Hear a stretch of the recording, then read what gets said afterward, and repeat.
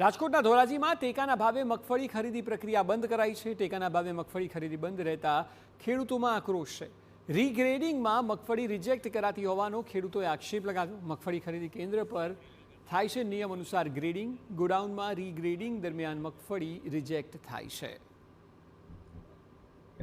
અમારી સરકારને વિનંતી છે કે અહીંયા અમારી બધી રીતે ચકાસણી કરીને કે મગફળી લીધી છે, એનો વજન થઈ ગયો છે, બધું થઈ ગયું, પાછળથી એવી જાણ કરવામાં આવે કે રિજેક્ટ થઈ જાય। આ રિજેક્ટ થવાનું કારણ શું એ અમને સમજાતું નથી। ત્યાં તો અમને એવી જાણ કરે છે કે વેરહાઉસમાંથી રિજેક્ટ થઈ જાય। હવે વેરહાઉસના અધિકારીઓ કે જે કાંઈ હોય એ કઈ રીતે રિજેક્ટ કરી એ પણ અમને જાણ નથી। અમારી સરકારને વિનંતી છે કે અમારી મગફળી પાસ થઈ ગયેલી સારી ક્વોલિટીની મગફળી છે, એના પૈસા અમને આપી દે એવી અમારી સરકારને વિનંતી છે। સરકારી ગાઈડલાઈન મુજબ મગફળીના વેચાણનો ખેડૂતોનો દાવો છે। રીગ્રેડિંગના બહાના હેઠળ મગફળી રિજેક્ટ કરાતી હોવાના આક્ષેપ છે।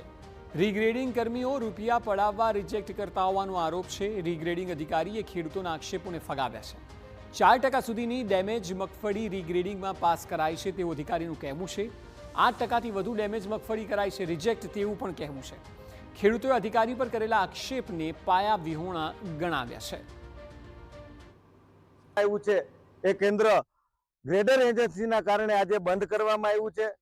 ગ્રેડર એજન્સી દ્વારા જ્યારે ગોડાઉનમાં માલ જાય છે ત્યારે માલ રિજેક્ટ કરવામાં આવે છે। ખરી હકીકતે ખેડૂતો જે મગફળી લઈને આવે છે સારી ક્વોલિટીની મગફળી લઈને આવે છે અને એ કેન્દ્ર ઉપર સંપૂર્ણ ચકાસણી કર્યા બાદ જ ખેડૂતોની મગફળી ખરીદવામાં આવે છે।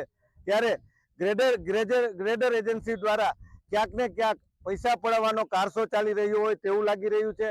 વિના કારણે ખેડૂતોની મગફળી રિજેક્ટ કરવામાં આવે છે। આખી ગાડીની અંદરથી માત્ર એક બે બારદાન ઉતારી અને આખી ગાડીઓ રિજેક્ટ કરી દેવામાં આવે છે।